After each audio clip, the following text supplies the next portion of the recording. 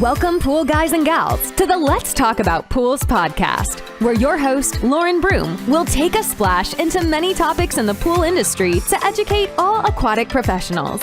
Listen in, and you just might be surprised what you'll learn. So let's jump right in. Welcome, everybody, today to the Let's Talk About Pools podcast. And on episode 34, we're going to talk about the special employment situation that is happening within the industry. We have Julie Sevilla, one of our podcast guests, with the David Posnack JCC. She's on the more parks and recreation side. And we have Gary Heath, owner of Pool Doctors out in California, and he'll be representing the pool service, pool industry side. So we'll hear the struggles and what maybe some solutions are from both sides of the table, because it's the same but yet different for both of those sides of the pool industry. So this is going to be an interesting episode. Maybe we'll shed some light on some things that maybe some people haven't thought of. So I really hope you enjoy this podcast episode. And I want to say thank you to our sponsors of this episode, Basecrete and Blu-ray Etzel. Thank you for continuing education through the podcast. So let's jump right in, guys. My main podcast sponsor today, I want to say thank you to Vito Mariano and Basecrete. If you want to know anything about waterproofing concrete and your concrete pools or anything about concrete, he's where you need to go. You need to go to his website. You need to call him. You need to contact him. He is probably the most knowledgeable person I've ever met and has a very long resume. So thank you, Basecrete, for continuing education through the podcast and being a podcast sponsor. Welcome, everybody, today to the Let's Talk About Pools podcast. And this is a really special episode. I'll be speaking with Gary Heath, who's the owner of the Pool Doctor out of San Francisco, California.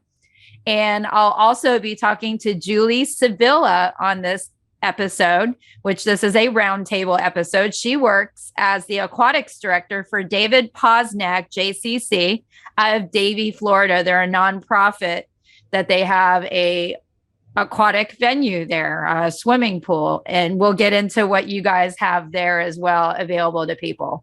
So this is a special episode on the employment issues that are occurring within the aquatic industry. So Julie will be representing kind of that parks and recreation side, and Gary is going to be representing our swimming pool industry, service builders, that whole side.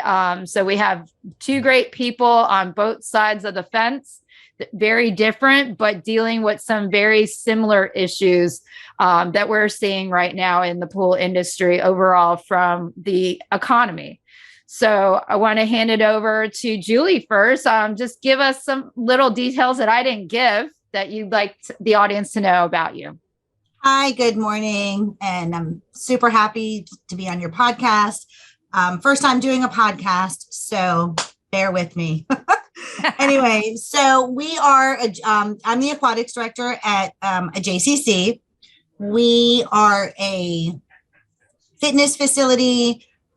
We have a preschool, from 6 months through pre-K. We have an after-school program within our preschool. We run an after-school program for our elementary age kids from kindergarten on up. We have a summer camp that we have anywhere between 750 to 800 campers on site every day for 8 weeks during the summertime. We cater to a large population of children and adults with special needs. Throughout the year, we have programs as well as within our summer camp. We also cater to a large senior population. So we offer classes, lunches, programming and fitness classes for our seniors as well. But here at the pool, we are a membership-driven community center. We are open to the community as well. And there's different prices. There's a price differential between, if you want to partake in swimming lessons here as a member, non-member rate. We swim year round. Obviously, we're in South Florida, so it is hot. Our pool is heated in the wintertime. And I thankfully have not been hit too hard with COVID, as far as being able to be busy. I have been swamped, thank God. Once we reopened after we were all closed for those 3 months, I gave it a few weeks to kind of figure out what we were doing and how we were moving forward after going on, like I'm sure many of you did, Zoom after Zoom after Zoom with different agencies when we were all home. And I just hit the ground after finding out about, in that 3 months, 50, 60 children had lost their lives due to drowning. I didn't care. And I just hit the pool running, literally, and was swamped with doing private swimming lessons or small group lessons with siblings or families that were comfortable bringing, coming in with their own little pods. And then within our membership here and within our preschool and after school program, doing swimming lessons with them. Wow, that's a busy. You got I was super busy. schedule. Yeah, it was great. So I also have Gary Heath here. Tell us a little bit about you, Gary. Thank you, Lauren. Thanks for inviting me. I'm happy to be here. I'm happy to have you here. My company is The Pool Doctor. We have been in business since 1956 in the East Bay area of San Francisco. And we service hundreds and hundreds of commercial and residential swimming pools. And we're a large service and repair company. We don't build pools. We only clean, maintain, repair, upgrade existing properties. So it sounds like you're as busy as Julie is, just in a different way. Julie touches one pool 1,000 times a week. I touch 1,000 different pools one time a week. So yep, that's why you're both here, because we've got different sides of the fence when it comes to the aquatic industry. So I thank you guys for being here today for our employment issues roundtable and how it affects the aquatic industry. So Gary, I'm going to talk to you first with this question. How has the current economy affected your company just overall in general? Well, if you want to go back to 2020, when at the start of the pandemic, obviously all the commercial pools got shut down. But all the residential pools became the focus of attention for our entire industry. No one went on vacation. Everyone stayed home. They had staycations, and it was a huge boon to our industry. We were declared essential workers on day one of the pandemic, and the residential pool industry has just exploded in all aspects of the business since that time. And then last year they opened commercial pools again, and so we had tremendous number of pools that had nothing done to them for a year. And by commercial pools in California, that means aquatics facilities, which are usually municipally owned, apartments, HOAs, all the different homeowners associations, and those are all commercial pools. Very similar to Florida then, because our public pools are basically defined the same way. So that's a lot more than what people realize are commercial public pools. Yeah. So none of those pools had anything done to them for a year. And so the repair business there was just it was impossible to keep up.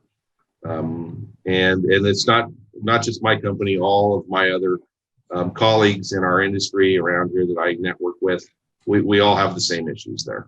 Tremendous amount of work and a very challenging time to hire people to do the work. So, all right. So, Julie, I'm going to ask you the same question now from the other side of the fence. How has the current economy affected you guys? Like I said previously, I was blessed that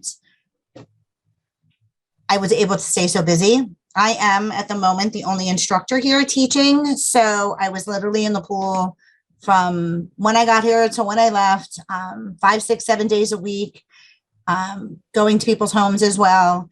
And so in that sense, and then I did a huge broadcast on the news. I had them come to our facility within a week of the country, the world shutting down. After we lost a few children, we weren't even closed for 5 days. And we lost some children in our community to backyard drowning, unfortunately. So I went on the news and made a huge plea. I don't think I was really affected, honestly, through the economy. I mean, thank God I had my job still the whole time. So I'm super grateful for that. I came to work and made sure that the pools were still running and the chemicals were correct and, did light maintenance and cleaning. Again, jumped on 5, 6, 7 Zooms a week to learn how we were going to move forward and what to do and the protocols. And that's pretty. It sounds like it kept you pretty busy. It kept me busy. It did. Blu-ray XL is the power of minerals working for you. Reduce your overall chemical costs and labor up to 50% guaranteed. Whether you have 20 accounts or 20,000, Blu-ray XL's direct pricing and free shipping to the pool trade have you covered. Improving pool professionals' profit and work-life balance is what they do. Blu-ray XL, the real mineral purifier. Visit them at BluRayXL.com. Blu-ray all day.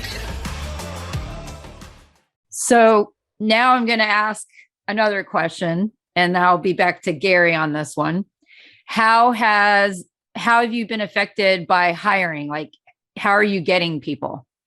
I'm fortunate with the lifeguards that I've had. Many of them are my children's friends or my friends' kids. So they've all come to me over the years and asked for jobs. And I work with the 15, 16, 17-year-old population, which I absolutely love working with. And, but it has its challenges because of school and all their extracurricular activities that they're involved with. I want to bring back, and I try to stress with them, the importance of their job. I get that their schooling is the most important. And I'm a parent myself, but the importance of a job and making it just as important and a priority. When you have a shift and you come to work for 3-4 hours tops, 1 day a week, to please make that a priority in your busy, crazy schedules. And because the domino effect when they don't come to work, or at the last minute, they forget they had to take a test, or they had SAT tutoring or dance practice, lessons are canceled, or things that I've had a meeting, or maybe I was off and I come in a lot on my days off for that reason exactly, that I don't have enough staff sometimes. So have you had a hard time hiring people into these positions at your facility? In certain positions for certain times of the day. I have 16 lifeguards on payroll, but they all want to work, on the weekends or 1 day after school for a few hours a week. So for the most part, my shifts are covered except for a few. And like today, I'll be alone from 1 o'clock till 3:30. I know it's not the safest thing. I'm seasoned 30 years in, so I have confidence that I'm okay. God forbid, but I would never want that for my lifeguard. So if I was off today and that was one of my lifeguards having to do that, then I would come in to be with them because I didn't want them to be alone. And that is one of the best things since COVID, that I always have now 2 lifeguards here at any given time, being that we're nonprofits. There were times prior to COVID that I would only have 1 lifeguard here for 2-3 hours. And I've hated it. And so I do thank COVID for that. And that's about it that I'm, able to justify having them here. And our what's it called? Minimum wage went up last summer, only $1. I mean, it's now $10 an hour, which still isn't much. But for a 15, 16, 17-year-old, I hope that it's more. And I always paid my lifeguards somewhere in the $9 range. So awesome. I can't pay them like I'd like at the Parks and Recs where they can go down the street and make $18 an hour. And that's some of the challenges of it's a huge challenge industry. and I get it. And I understand if they do, but I hope that I give them a fun, positive experience here that for the $10 an hour that they stay for as long as they stay. What can I do? So I'm going to pose the same question to you, Gary. How has it affected hiring? How has it affected you getting people in to work? Well, our entire industry has a huge labor shortage, and that is the challenge of the full service industry going forward is recruitment and raising the level of professionalism in the industry. When COVID was going on, there were so many programs that people got that it was very, very challenging to hire. We would run an ad on one of the national, web platforms. You pick which one. There's 3 or 4. Yeah. We tried them all, and we would literally run an ad all summer long, and get just a handful of applicants. And stuff like, okay, so you need to pass a background check. Well, okay, I'm out. How about you have a driver's license, right? Well, no, I didn't read that you needed that. Well, it was right there in the ad, you must have a clean driving record. It was just really, really impossible to hire. I think last year I hired 9 people and 1 remains with me right now. And what did it used to be like before COVID and the current economy we're at? Well, before COVID and the current economy, you could run an ad for, a trainee for $15 an hour. And, you'd have 5 or 6 applicants and you could weed through and find one that was somewhat promising and would show up for the interview on time and, didn't look like they, slept under the bridge. And, you could find a candidate. Now, they didn't always work out, but you could find a candidate that you could hire and have some hope that they may be your next good employee. But during 2021, literally nothing. Then at the end of 2021, the extended benefits ended, the free money ended in August or September. And in October, not in September and August when it ended, but in October, we started getting a much better response to our ads. And we were able to put a few trainees on, but not at $15 an hour. And we'll get to that soon. We're going to talk about that. Not at that wage. Yeah. And so, but that's the challenge that this whole industry has is transitioning from the image of, the pool guy, and the, flip-flops and tank top to Hollywood hasn't done anything well for the pool. No, that one magazine that ran all those letters about all those wives that were just waiting to get with the pool guy, that did tremendous damage to our industry. This is a trade.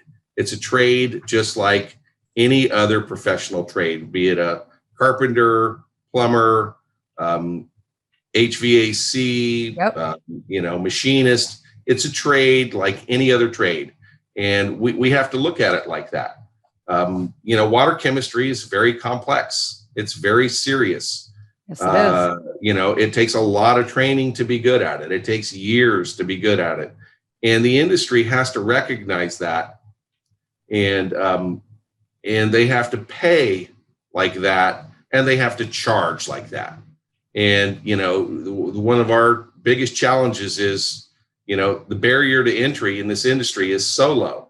It's, a $1,500 pickup truck with, $50 worth of equipment in the back of it from a hardware store. And all of a sudden you're in business and you're running around and it's like, oh yeah, I'll do your pool for, $20 a week. Well, just to get customers and take the them chemicals. from, yeah. The chemicals cost $20 a week if you're doing it right. Okay. Yep. I mean, if you're doing it right, you can get by for a while with pretty sketchy behavior, but when it goes bad, it goes real bad all of a sudden, and then you've got a big mess, and these guys have no idea how to take care of that. So while you had mentioned it, and I'm going to ask Gary, and then I'll come back to you, Julie. Okay. So you had talked a little bit about the wages. So how has this whole current economy affected wages for you, Gary?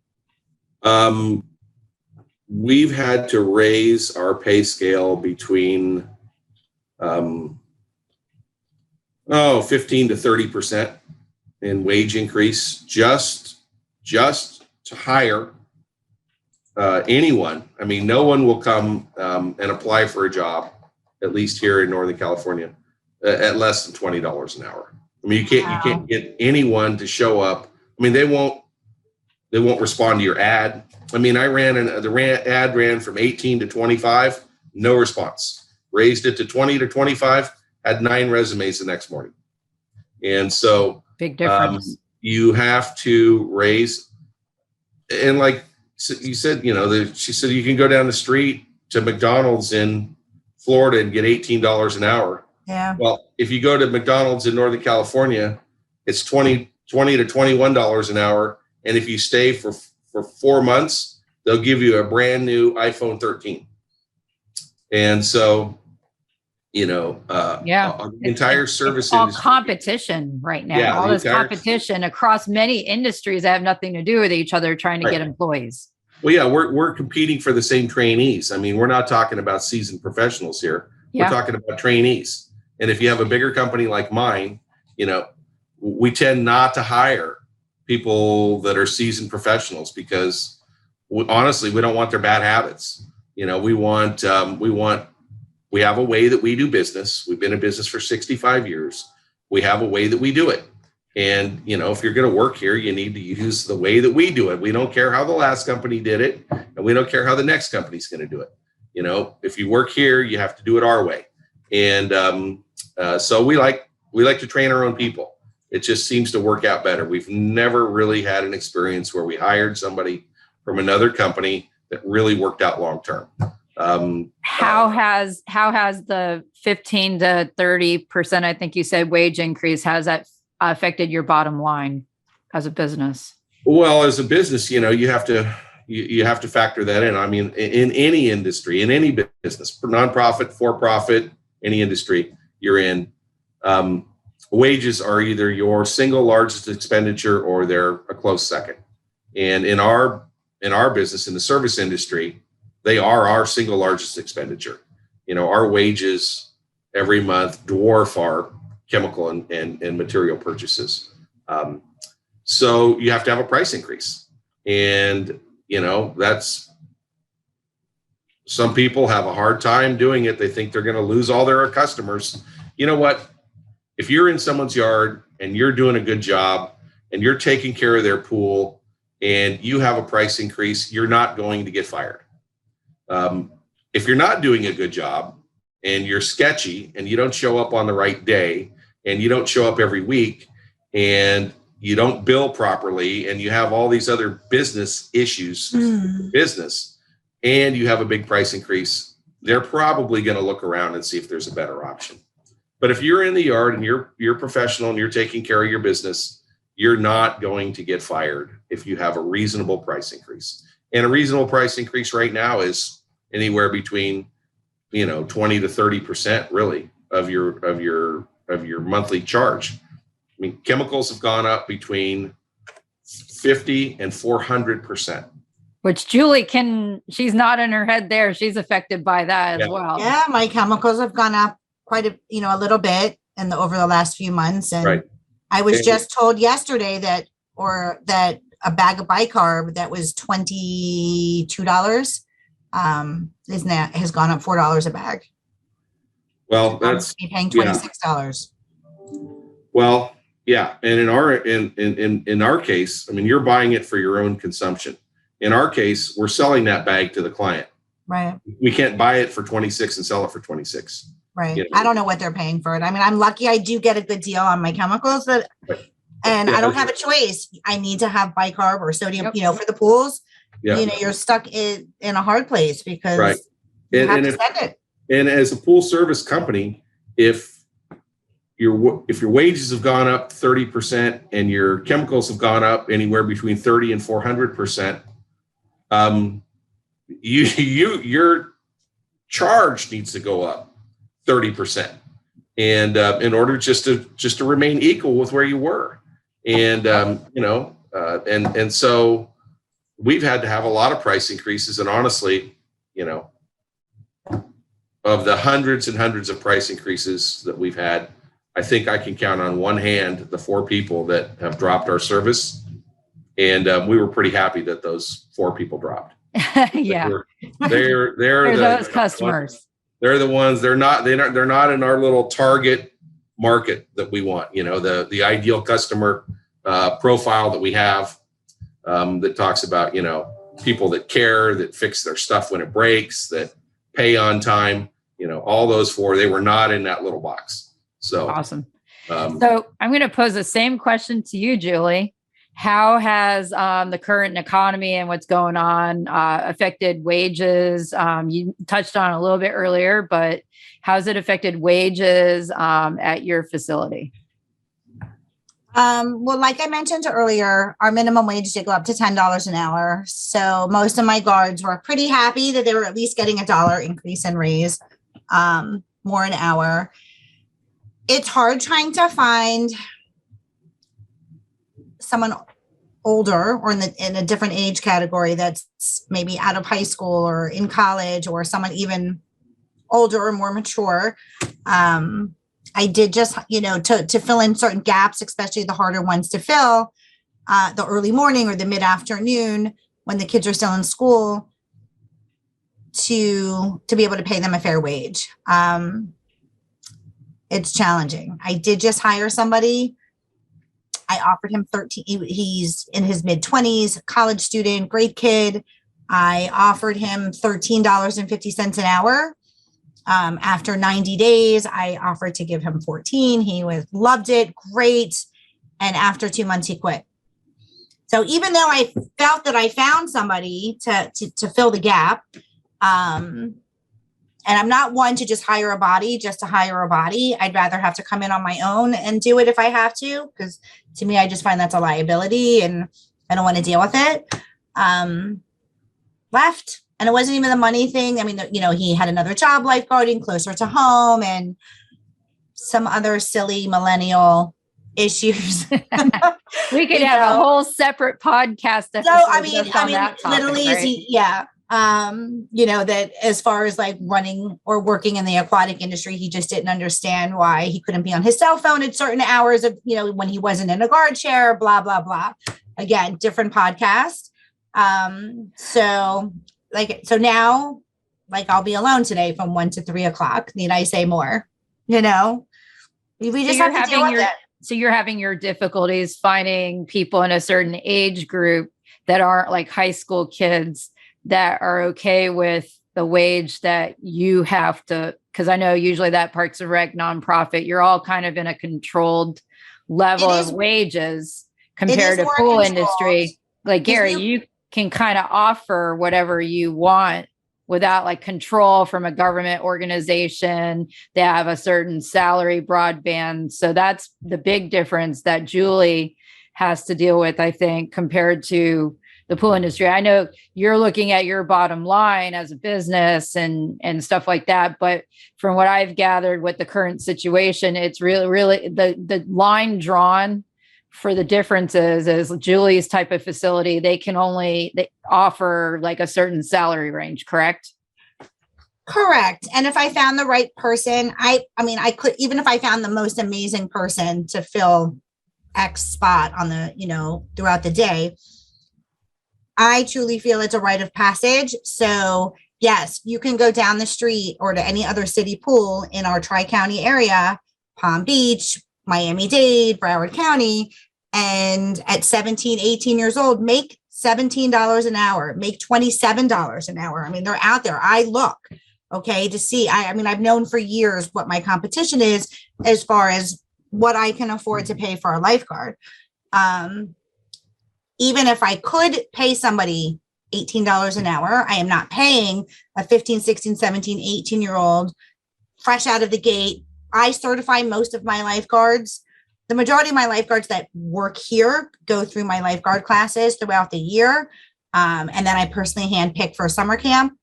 But I wouldn't pay them $18 an hour anyways, no matter how amazing they were, because I feel that they need the experience. They need a rite of passage. You know, they need to work their way up to that higher dollar amount. I mean, if I honestly could pay each of my lifeguards right now $12 an hour, I mean, I would be thrilled with that.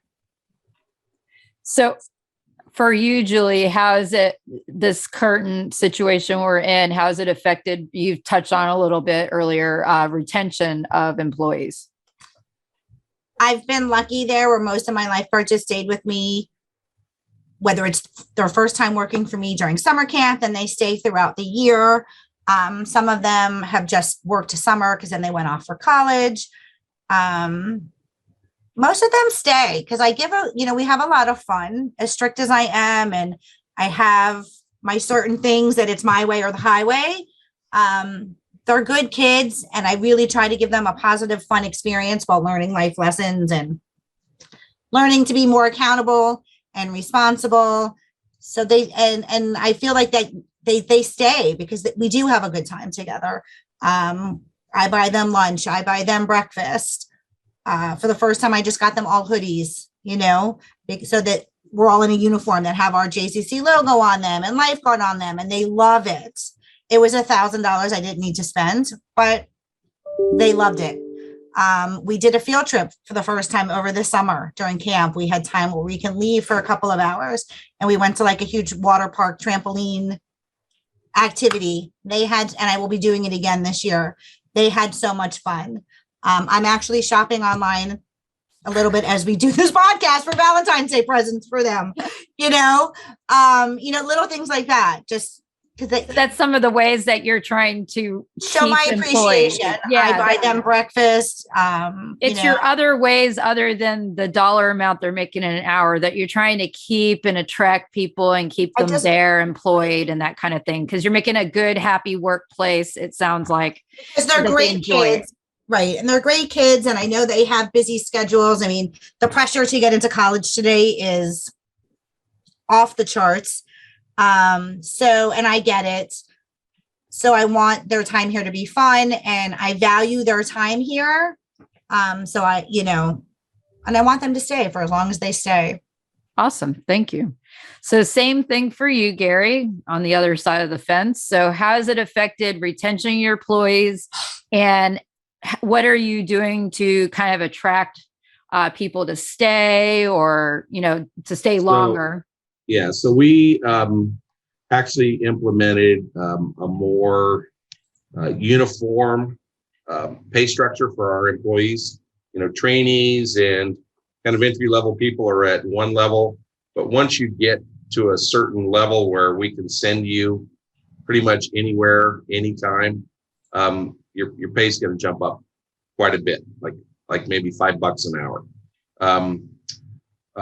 But if you're going to make the aquatic industry and pool service an actual trade, you're going to have to pay like an actual trade, carpenters and machinists and plumbers, they make a lot more money than pool service guys do. But in many cases, they work much harder. And they don't go to the same place every day. They're traveling for work all over within 100-mile radius, any direction. Their commute is on them. And so our pay structure from that point is competitive. But if you're going to make it a trade and you're going to pay people a livable wage, then you have to look at their whole package. We have uniforms that our company pays for. They get paid sick time. They get paid holidays. They get paid vacation. They get paid for health insurance. They get paid for retirement, retirement plan with a company match. I mean, all those things go into the package so that if a young person does want to make this their trade and make this their career, that they're able to survive, they're able to afford to live here. Mm-hmm. And at the end of the day, they're walking out of here retiring with a retirement package of some kind. And it's not easy work, but it's not. I mean, there's a lot of jobs that are much harder than this. But it's a great job if you're somebody that can go out and work and be unsupervised in the field, and you don't want your boss looking over your shoulder or barking at you. This is a really good way to make a living. And in my experience, pool people, you're going to know right away, within about 2 weeks, maybe sometimes 2 days, if they like the work or they don't. And I tell everybody that we interview, that we bring on as a trainee, I tell them, look, it's okay if you don't like it. But if you don't like it, if it's like your third day and you're thinking, God, this kind of sucks, just come and tell me. We'll part ways, no hard feelings. Don't feel like you owe me something. What I don't want to do is invest thousands of dollars in you over 90 days and then have you say, you know what, this really isn't going to be for me. So what we find is that people either really like it or they don't like it at all. And either way is good for us. We'll take a shot. We hired a kid last summer, came in and he drove home from his second pool on his third day and said, it's not for me. I said, really? He said, yeah. He said, I didn't realize it was going to be that I actually so had hot. to work. It was going to be so hot and there were going to be so many chemicals involved. I said, really? You interviewed for an outside job cleaning swimming pools and balancing them chemically, but you didn't think there was going to be any chemicals involved. Well, no, I didn't. I said, okay, well, thanks for telling me, good luck in life, young man. Good luck.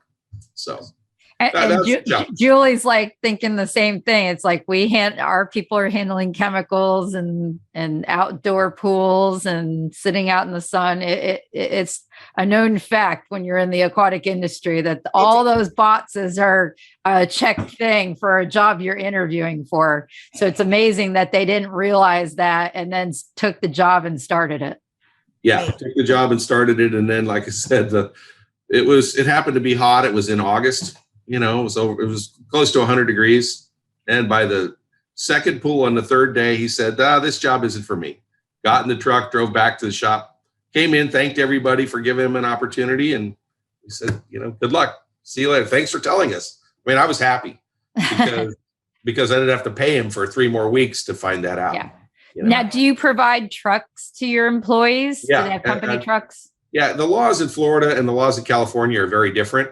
In California, you're almost always an employee. I mean, you can, and as an employee, a lot of areas of the country, the laws aren't like that. And you can pay per pool or you can pay subcontractors. That and all happens that kind of stuff. a lot down here with our pool companies. Yeah. In California, that's all illegal.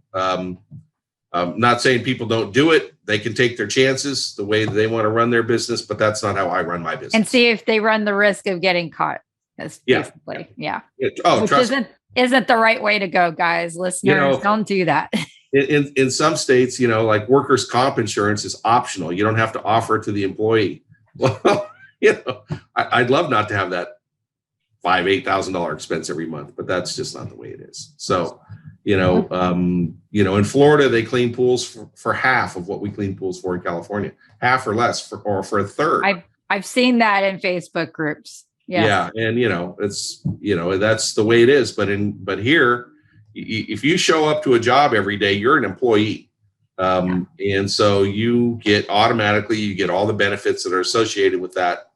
And, we have company vehicles, we provide all the tools, all the chemicals, we provide everything. Awesome. And, yeah.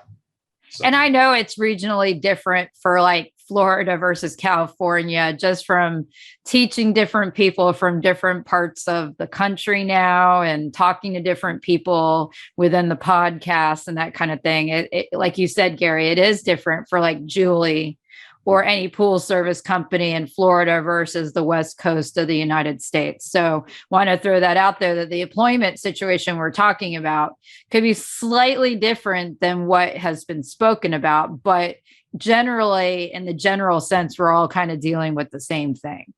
Yeah, Lauren, you mentioned the Facebook groups. I'm on the same groups as you, and it doesn't matter what state you're in. Yep. You go through and you read the comments, and from any of the Sun Belt states, California, Arizona, Texas, Georgia, Florida, Yep. Up through, Tennessee, North Carolina, South Carolina. It doesn't matter where the company, all the way up to New Jersey.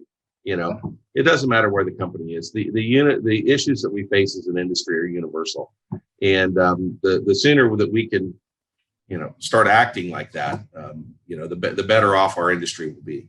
Yep. And I'm in some of those park and recs, like Aquatic. Are you in with Aquatic Directors and Managers Facebook group, Julie?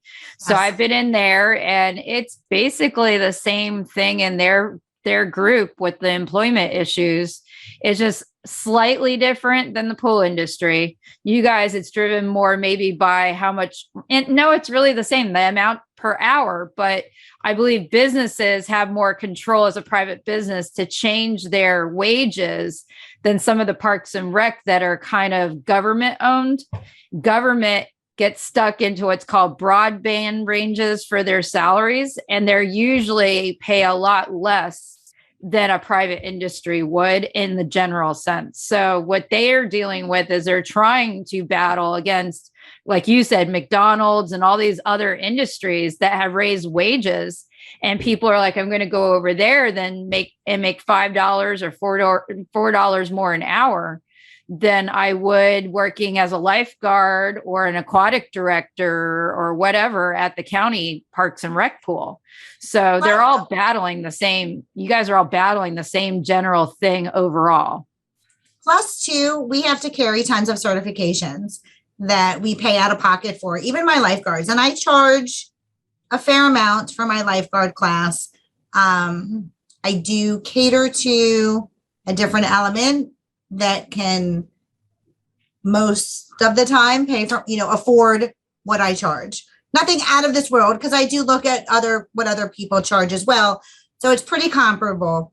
But just across the board, regardless of whether you're just a lifeguard or myself, we carry multiple certifications, and many people don't want to have to put out that money to only be making $15, $16 an hour. I do know I do work for a nonprofit. This is actually my third time in 30 years working here at this facility, twice in the same position. Once when it first opened, I was in college and I lifeguarded for a couple of months, but a lot of it is you're not doing it. You're not doing it for a gigantic salary. I'm doing it for everything that we offer. My love for drowning prevention education, for teaching kids how to swim. Yep. Don't get me wrong, I would love a gigantic salary, but, and I've left for a gigantic salary many years ago when I was here the first time in this role.